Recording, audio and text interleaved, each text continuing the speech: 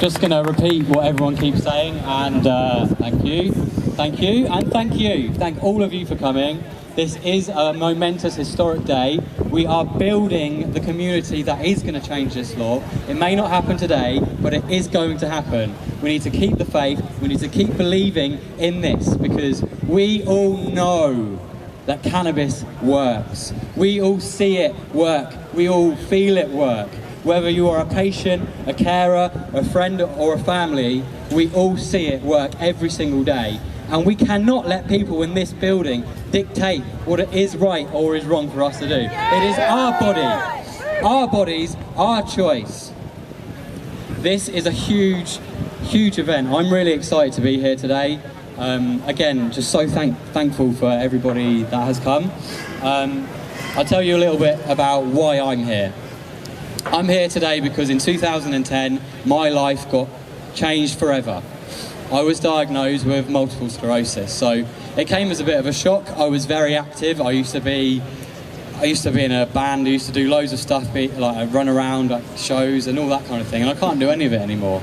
It means that I'm in pain every single day. It means that I have spasms. It means that I wet myself.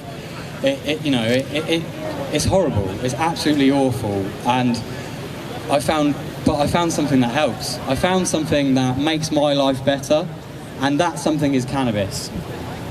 Now, my experience with cannabis, actually, my first experience with cannabis wasn't myself consuming it, but it was seeing an MS patient consume cannabis. My stepfather, who tragically passed away when I was 11, Richard Ramsden, I'm here today for him. He consumed cannabis. He had multiple sclerosis, and I caught him.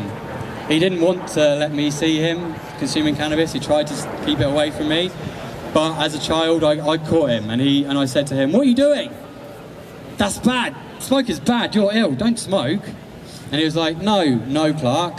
This is different. This is not cigarettes. This is cannabis. This is something that really helps me." So, as an 8-year-old child, I saw cannabis help my parent. I saw him come home from work, be absolutely fucked, let's be honest. Absolutely, you couldn't say anything. And yet he would go outside and he would medicate with his cannabis joints, and then he would come back in and you could have a conversation with him. You could look him in the eye and you could he would tell you what his day was like. And then so I've known since a child that cannabis worked for people. But then when I came to being diagnosed myself, I realised that it was something that I could just take straight away, and it worked.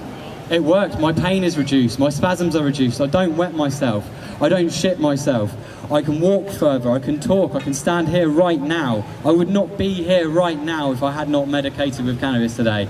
Not only that, but every single medication the doctor gives me, £30,000 worth of medication the doctor wants me on. Chemotherapy, tramadol, gabapentin, pregabalin, baclofen, and a whole host of other drugs to counteract the side effects of those drugs. £30,000 every year. And I don't take any of them. I don't take a single one, because cannabis does it all. And that's not to say that for some people pharmaceuticals work, but they should be the last option. Cannabis should be the first option that doctors prescribe, the first thing that people say, because it's safer.